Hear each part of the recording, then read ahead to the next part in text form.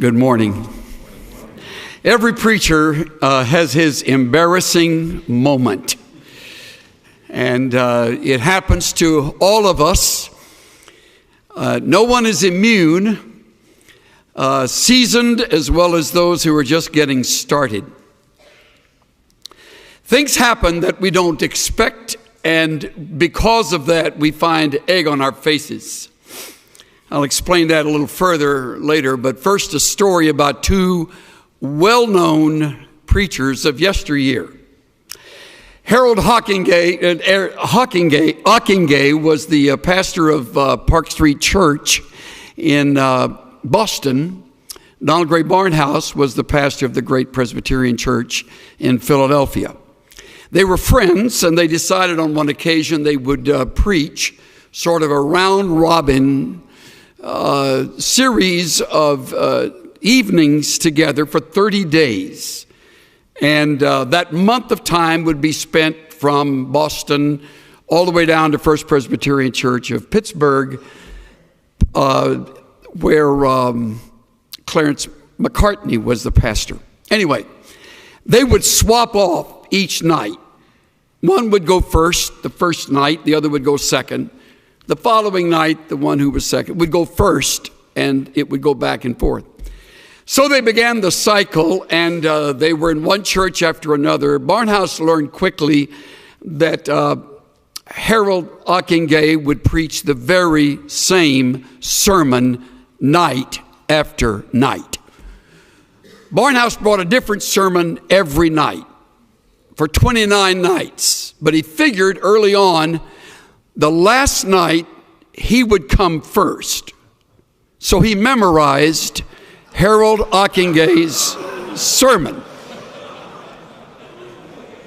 Listened to it night after night, got down everything: introduction, illustrations, transitions, points, conclusion. He nailed it. So when it came time for that final night, Barnhouse stood first to preach, and he delivered Hocking-Gay's message word perfect. Dr. Hocking-Gay sat down near the front, arms folded, listened without changing his expression whatever. Didn't look surprised, didn't shake his head, just sat there and listened. Barnhouse was having the time of his life, knowing that the man was struggling to know what he would do when he stood up. His turn came, and Hocking-Gay stood and delivered a completely different message than he had delivered the other nights of the conference. Barnhouse was blown away. As the lights dimmed and everybody had left and the two men were walking out the middle aisle, Barnhouse leaned over and said, "They kind of liked your sermon I preached tonight, didn't they?" Hocking-Gay said with a twinkle, "Not nearly as much as they enjoyed it when I preached it here 4 months ago."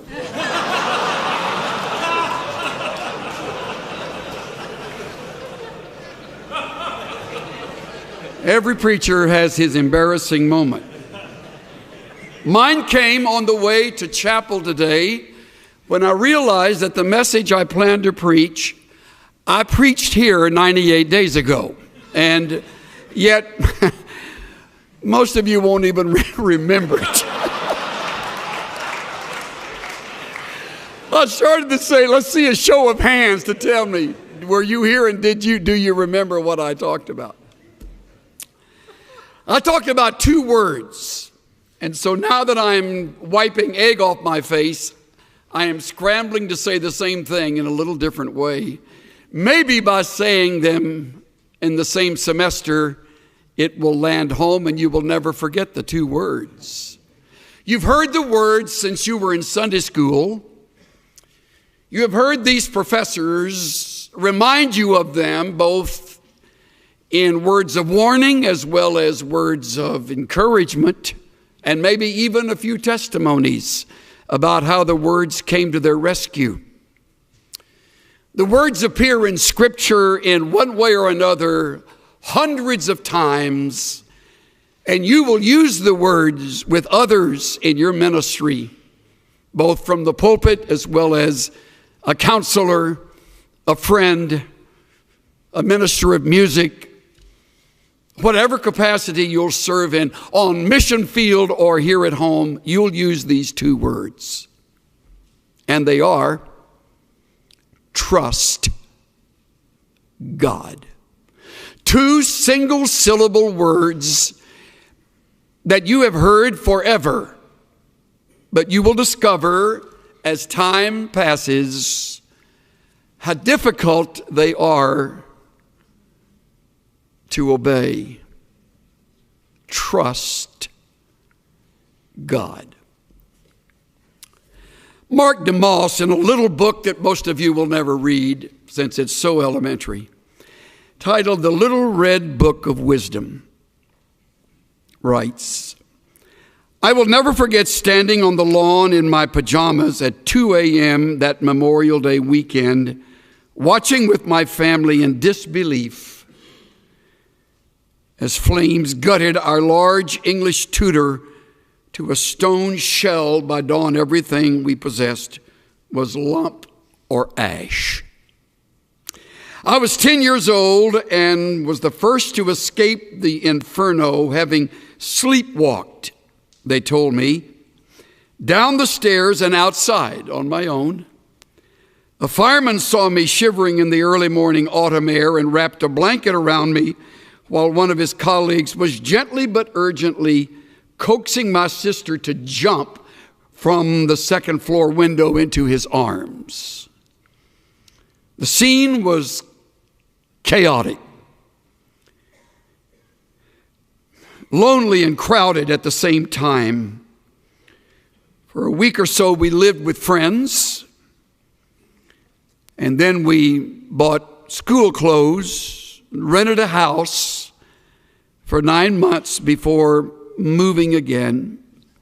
I shake my head to think that long before home alarms were standard, all 9 of us awoke from deep sleep and escaped virtually unharmed.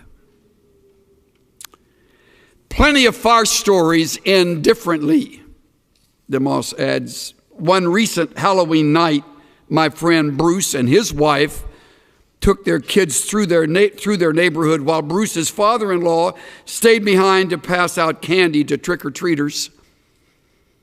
Bruce and his family returned to find their home ablaze, too late to save his children's grandfather.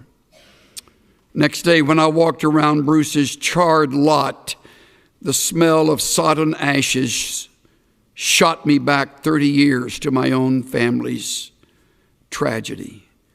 Good insurance policies can replace bricks and furniture, and families can rebuild. But no policy can replace the loss of life or special possessions. Irreplaceable losses have more to do with family value than market value. Of course, I have no way of knowing what the future holds for you. You may lose your home and everything in a fire. You may lose your spouse to an early disease, detected but not cured. You may lose your dreams, your hopes. You may lose a relationship that you have cultivated over the years. All losses are painful.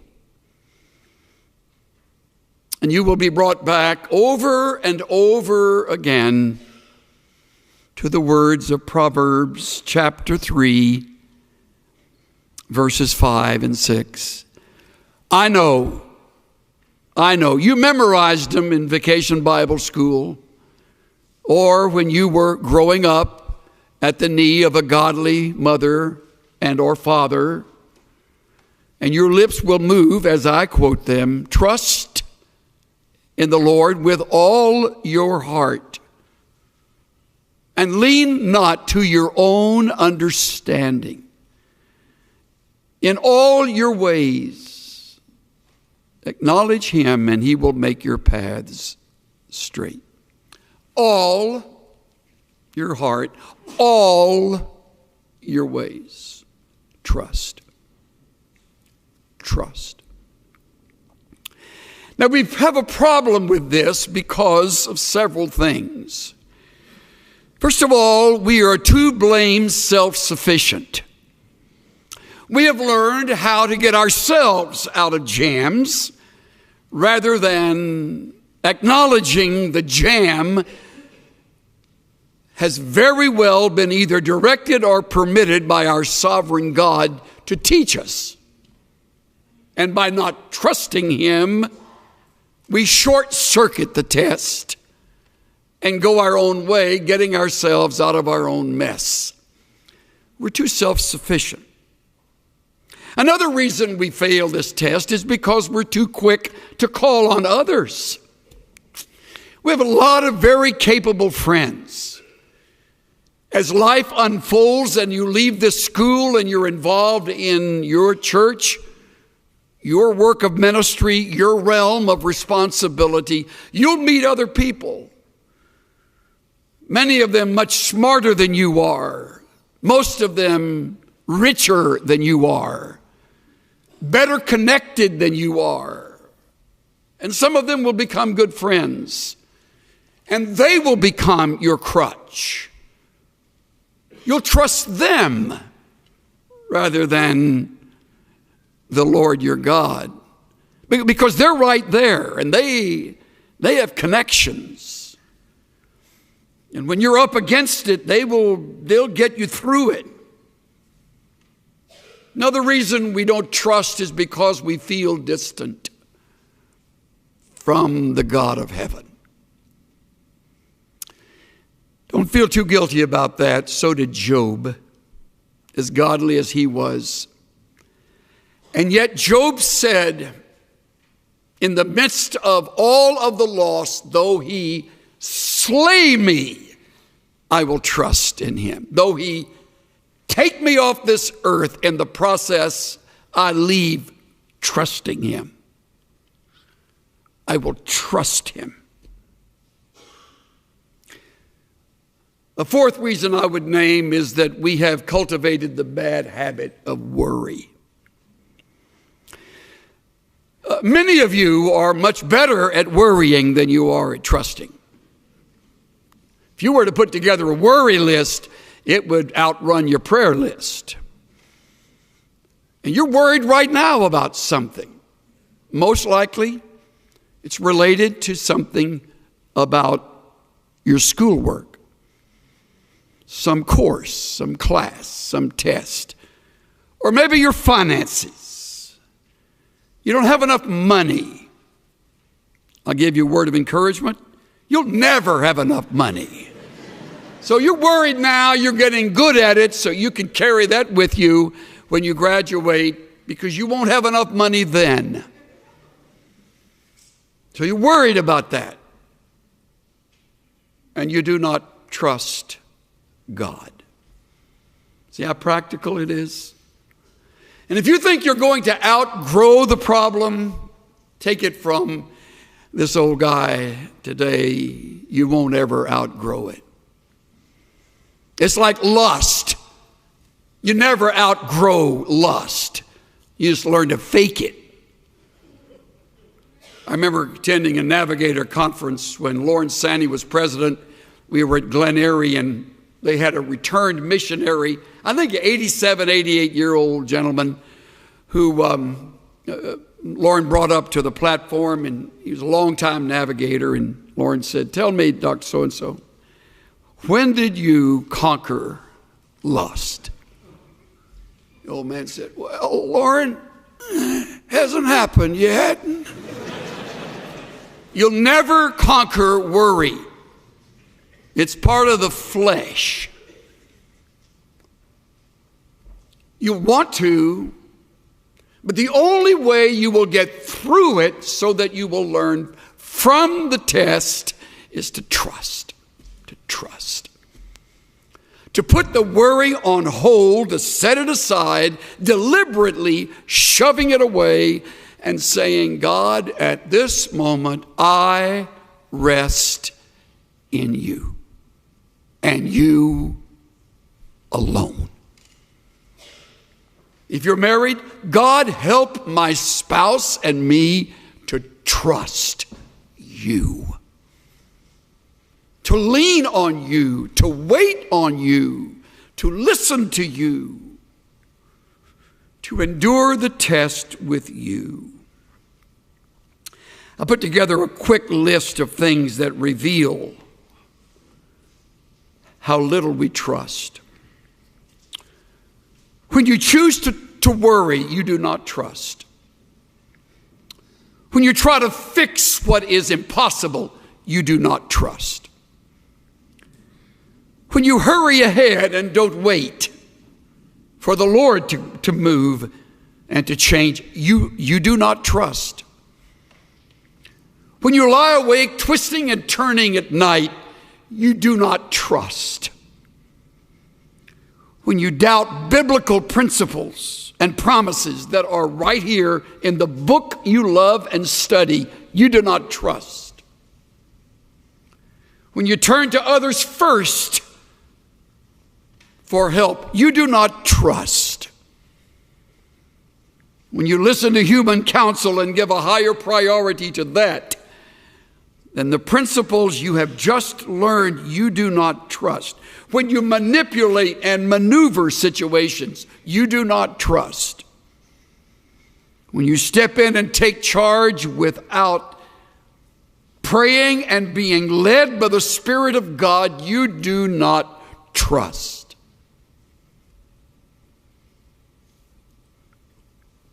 When you cling to others in order to feel secure and needed and loved, you do not trust. The list goes on and on. See how easy it is to live in the flesh, how easy it is to disobey. Trust in the Lord with all your heart. Wouldn't it be a great project over the Christmas season this year to think through ways that you can begin to trust God regardless? Hopefully it'll be a project that you and a good friend or you and your mate can enter together. What is it we do that keep us from trusting God? And how can we break that habit and watch God break through in ways that we would never have expected? Cynthia and I have a longtime friend who was raised with 4 brothers in southwest Texas. They were raised on a very poor ranch. They eked out a living. One of the brothers wound up getting into Baylor, going on to UCLA Law School, and earning his degree in law, and has since become a very fine attorney in the Southern California area. We've been friends since the mid-1970s. One of his 4 brothers stayed at the ranch and developed it, cultivated it. The other brothers moved away, as did our friend. And the one who stayed, along with his wife, really turned the ranch into something much more successful. Grew crops that worked, got cattle, bred them, sold them. Little by little, kind of got on their feet and finally became pretty much financially stable. Then the fires of 2011 across Texas swept through their area. And they came to that ranch. By now they knew they would lose all the cattle. They simply opened the gate, and amazingly those animals know where to go, usually know where to go to find shelter and safety. And they fled, hundreds of them. And they barely left, unable to get anything, much of anything in their pickup, and they drove away. Came back a number of days later when allowed to enter this territory, and everything was melted. Everything. Even the metal roof on the shed, on the barn, had melted down and sort of peeled its way over, and what it landed on, it kind of was that metal profile. As everything is lost. All possessions, all pictures, thankfully no lives. Strangely, the cattle got back and were clustered around in a herd around an enormous oak tree, and they were able to get them back. Of course, the fence had burned, so that has to be rebuilt. And they said to one another, we realized at that moment our faith would either kick into action or we would move far away from the God we had loved and served. They chose the former. They determined they would rebuild. They're in the process right now. Living with a brother, putting house and home back together, having lost it all. Several weeks ago, a couple in our church came to see me. She is probably in her late 30s. He is same age. She has been diagnosed with stage 4 cancer. She's by now lost all of her hair through the treatments. They have 2 small children. Here sat her husband. Here sat this lovely woman, his wife. As they spoke to me in the most encouraging manner. I'm in tears.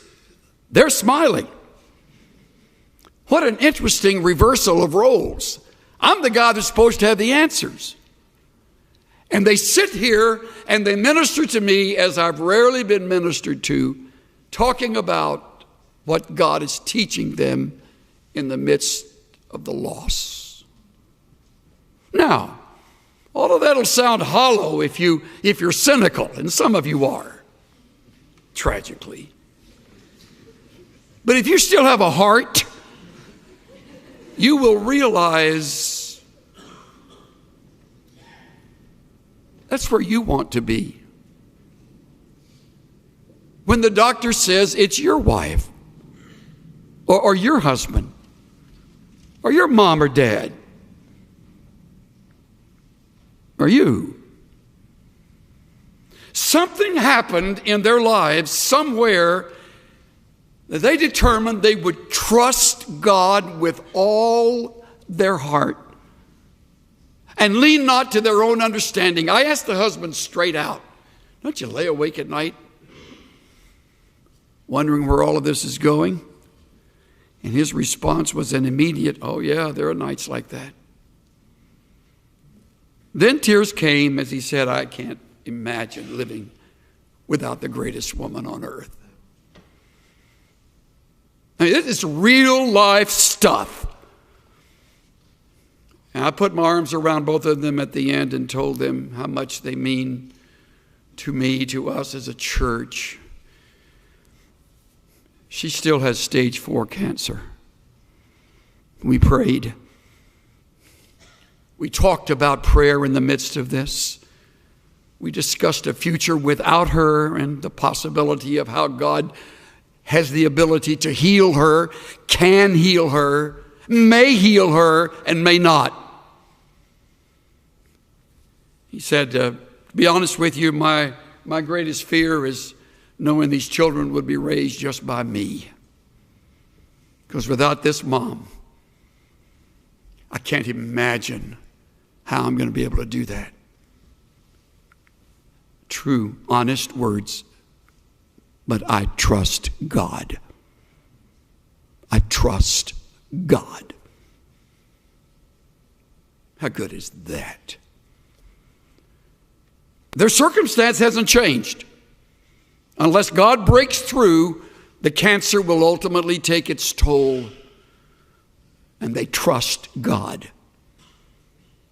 And should the Lord choose not to heal her, and I have her funeral, I am confident his words to me will be through tears, I am trusting God on where to go from here. That's what I'm talking about, men and women. And being in ministry will not make you immune to tests like this. Getting your training here at this fine school will not in any way separate you from real world stuff Count on it. One of your children, some close friend, some classmate, or you. So what do you do if it's you? What do we do? I turn finally and quickly to 1 Samuel chapter 30. If you remember 98 days ago, we were here, but you probably don't. The man in question is David. He has just left the ranks of the Philistines. He's in the rear ranks along with Achish, who tells him the Philistines don't like having you and the Hebrews around. You need to go back. Philistines had granted them Ziklag where they could live. And so he and his men, having fought, weary from battle, dirty, sweaty, tired, have about a 3.5 day walk back to Ziklag. I don't know what their future will be. He's still hunted and haunted by Saul, the king. And so they come to what was their home. Must have been a rugged place. They've been living there about a year and a half. My figuring is correct. Verse 1, don't you love the first 3 words? Then it happened. Then it happened. In other words, out of the blue, unexpectedly, the shock of what they were about to see was just over the hill. When David and his men came to Ziklag on the 3rd day, the Amalekites had made a raid on the Negev and on Ziklag and had overthrown Ziklag and burned it with fire. That's bad enough, because that meant all of their homes were gone. Next verse. Then it happened, they realized that the Amalekites had taken captive the women and all who were in it, in the village, small and great, meaning the children, without killing anyone, and carried them off and went their way. They didn't know no one was killed. All they knew was the place was vacant. It was smoldering ruins. All of the tents were down, and it was, you could hear the wind whistle through the bushes. It must have been horrible. Verse 3, when David and his men came to the city, behold, it was burned with fire. Wives, sons, and daughters have been taken captive. Now, before you think David is living in denial, please observe his response. David and the people who were with him lifted up their voices and wept until there was no strength in them to weep. Never think that trusting God means you do not weep. Please learn not to say to people who have lost someone near and dear to them, let's not cry, we're trusting God. We don't weep as those who have no hope, but we weep. I can't experience loss without tears, especially if the loss hits me deeply. They lifted up their voices and they wept till there was no strength in them to weep anymore. Now David, his wives had been taken captive. Verse 6, David was greatly distressed. I hope I'm not going too far. I believe the Hebrew word would include the idea of depressed. The man slumps into a time of depression. I mean, he's lost his wife. He's lost his kids. They've lost theirs. And if that isn't bad enough, he was greatly distressed because the people spoke of stoning him. These are his own troops. This is his staff. If all the men were there, this is 600 of these warriors that he's trained since the cave of Adullam. These are his guys. And they spoke of stoning him, for all were embittered, each one because of his sons and daughters. Why didn't you think ahead, David? You're the commander in chief. Why would we leave them without protection? What were we thinking? You're the leader here. Well, you'll go through that too, by the way. That's all part of the job. It just isn't written in the job description. And there will be those who will turn on you when you have nothing to do with what has happened, but you're the scapegoat. You're the target. You live with a bullseye on your chest. And all of them looked at David and turned against him at that. There was mutiny, or almost. Then we read the best part of the story in the latter half of verse 6.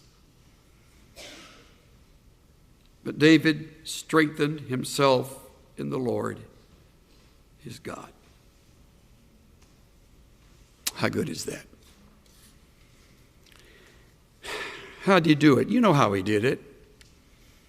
I know how he did it. It's just hard to do it. I lost my wife. I lost my kids. I'm losing their trust.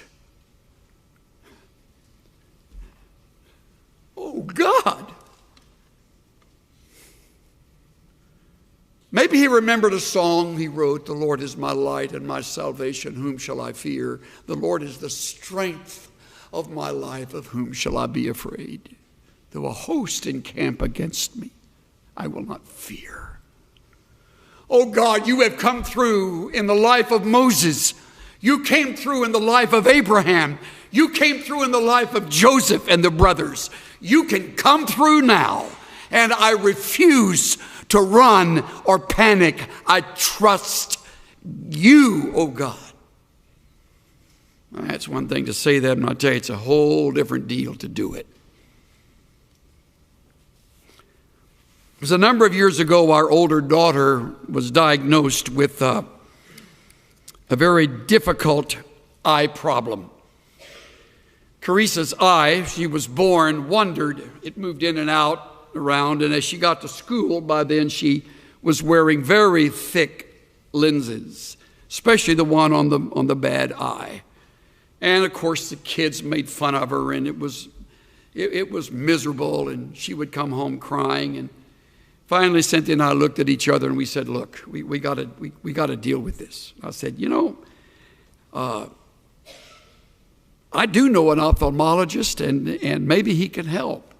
So we went to Dr. Jack Cooper, who was then practicing, and he said, well, let me tell you, first of all, it's a child's eye. So I'm working in very, very confined area. You need to know there are muscles that hold the eye, and I'll have to guess on how much to stretch and which one to move. But I want you to know I'll do the first of several surgeries. We were, by the way, moving then from Irving to California, and so we had to change doctors in the middle of the stream. Well, he did his work. It resulted in something that was not the best, but it was a little better. The lens was a little bit thinner, and yet she was still struggling.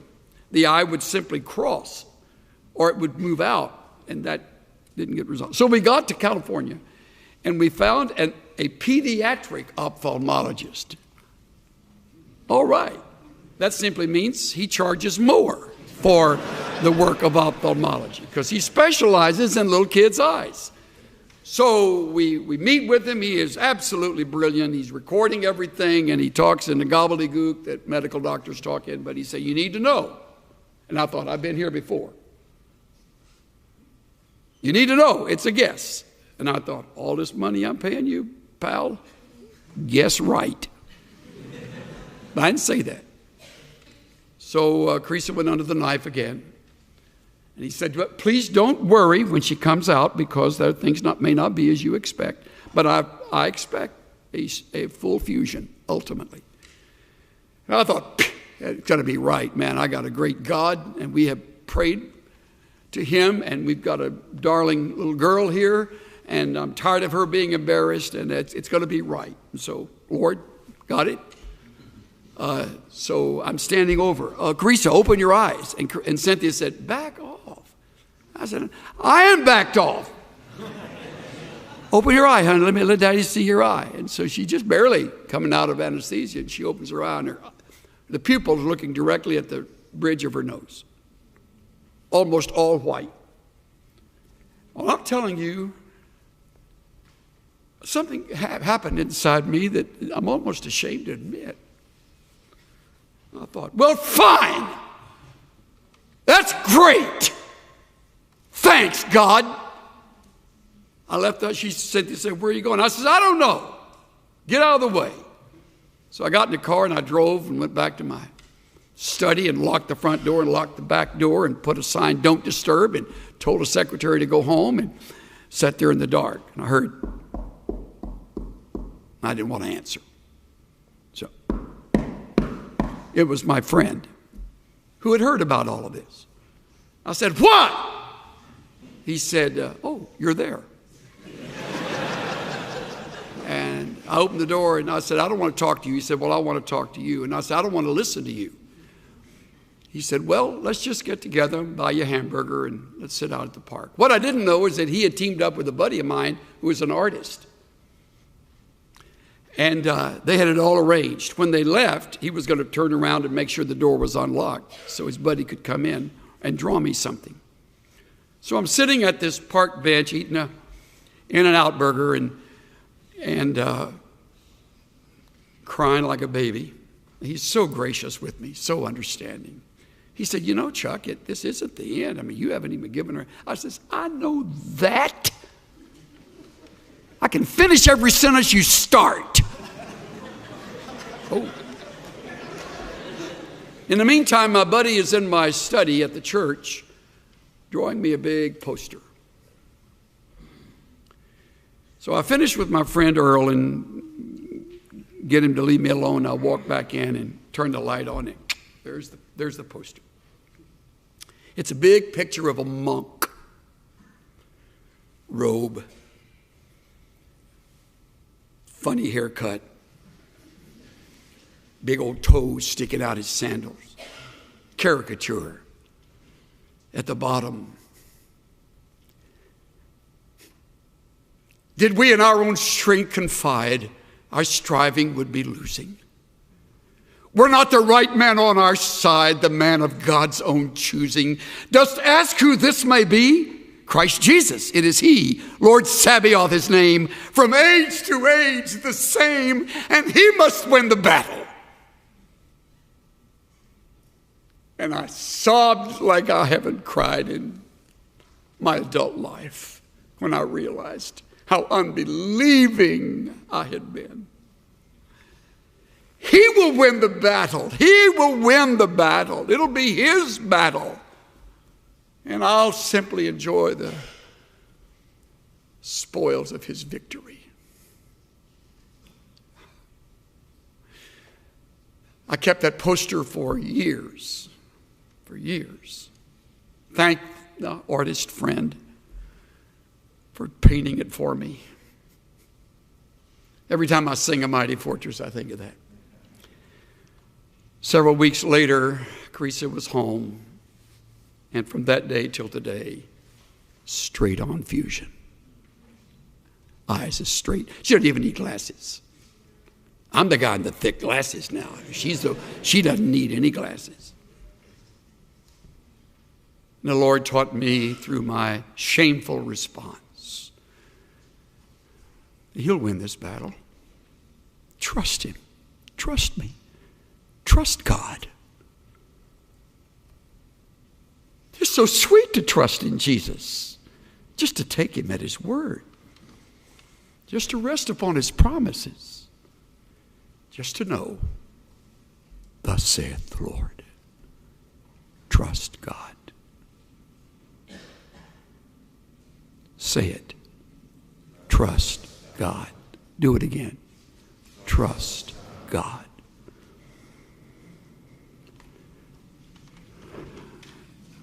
Father, we have no idea what the test will be tomorrow, next week, this new year, in the decade to come, should your Son tarry.